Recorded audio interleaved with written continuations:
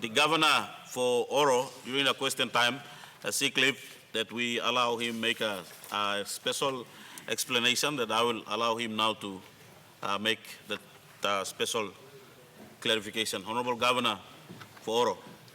Thank you, Deputy Speaker. I seek leave of Parliament to make a personal explanation. Thank you. Leave granted. Go ahead. Deputy Speaker, the issues that I wish to discuss or make an explanation about are in relation to news items that were run on the national newspaper on Friday, the 10th of March, 2023, misleading news items, false reports, fake reports, etc., etc. And I wish to make some clarification in regards to this. Mr. Deputy Speaker, whilst we all appreciate the media and the very important work that they do, the hard work that many of our good journalists here perform, they have a responsibility to report the truth, to report facts, because they are in a very serious position of power, whereby they manage information and thus influence perception, not just in Papua New Guinea, but in the region and worldwide.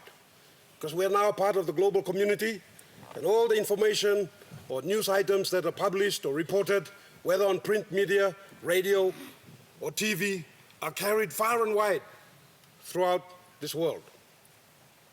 On the 10th of March 2023, the national newspaper ran a front-page news item that read, "Schoolgirls abducted," in a very highly sensationalized manner. And it reported that 4 girls attending the Papua New Guinea Secondary School were abducted at the St. Franciscan Anglican Brothers Retreat at the CTC ward in Northern Police say. That's what it states. The fact of the matter is, after investigations by my office and the administration and the police, we found that no such incident had occurred.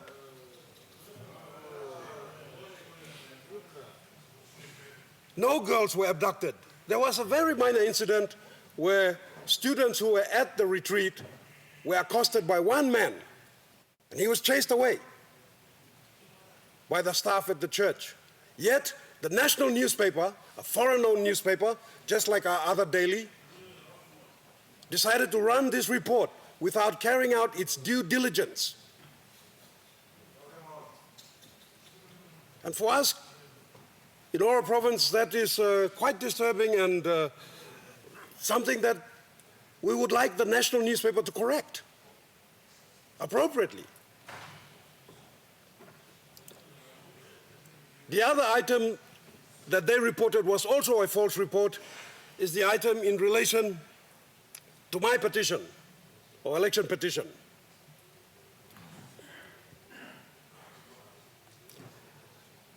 In that particular item, the headline read, "Governor to stand trial." And then it reported that the governor, Northern Governor Gary Juffa, will stand trial on 3 counts of bribery allegations against him in the election petition filed by his contender, Jean Epara-Pakop. The fact of the matter is, this is a petition that's going to trial. I am not going on trial. I am not accused of bribery.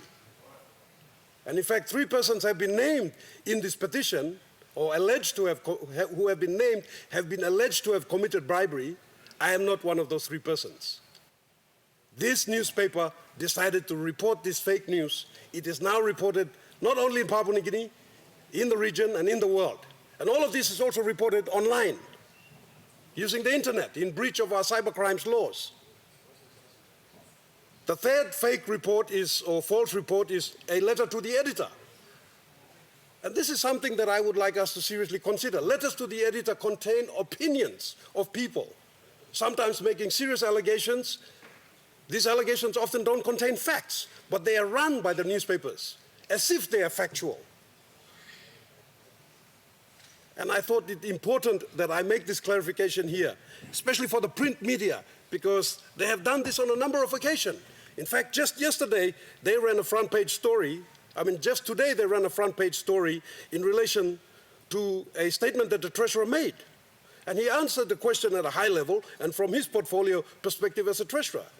He is not mandated to table specific programs on behalf of other ministerial portfolios. He answered clearly and correctly that since taking office 3.5 years ago, this government has increased our capital budget from 4.6 billion to 9.7 billion kina, doubling funds for critical and national projects that directly create jobs. Deputy Speaker, I ask our media to make an effort, a conscious and concerted effort, to be factual in your reporting, to report the facts. Don't mislead our people. Don't create negative perceptions based on lies, innuendo, rhetoric, without facts, without evidence. Thank you, Deputy Speaker.